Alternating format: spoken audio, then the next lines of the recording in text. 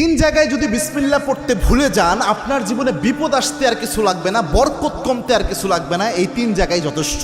খুব মারাত্মক একটা বিষয়। বিসমিল্লাহ তো মোটামুটি সব ভালো কাজের শুরুতেই পড়া হয়, তবে সব জায়গায় ভুলে গেলে ওই তিন জায়গায় মিনিমাম ভুলা উচিত নয়। তার মধ্যে এক নাম্বার যেটা, এটা আমি সবচেয়ে গুরুত্বপূর্ণ মনে করি, সেটা হচ্ছে বর্তমান পরিস্থিতিতে এটা হচ্ছে আপনার বাথরুমে প্রবেশের শুরুতে বিসমিল্লাহ পড়া।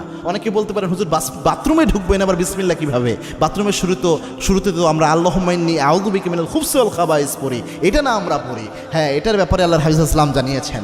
আল্লাহর হাবিব সাল্লাল্লাহু আলাইহি ওয়াসাল্লাম জানিয়েছেন, কোনো ব্যক্তি যদি বাথরুমে প্রবেশের সময় পড়ে আল্লাহুম্মা ইন্নী আউযু বিকা মিনাল খুবসি ওয়াল খাবাইস, এর ফজিলত হলো ওই ব্যক্তি বাথরুমে প্রবেশ করলে বাথরুমের মধ্যে যে দুষ্ট জিনগুলো থাকবে ওই ব্যক্তিকে দেখতে পাবে, কিন্তু কোনো ক্ষতি করতে পারবে না। কিন্তু কোনো ব্যক্তি যদি বিসমিল্লাহ লাগিয়ে দিতে পারে, বিসমিল্লাহি আল্লাহুম্মা ইন্নী আউযু বিকা মিনাল খুবসি ওয়াল খাবাইস, এই বিসমিল্লাহ সহ যদি দোয়াটা পড়তে পারে,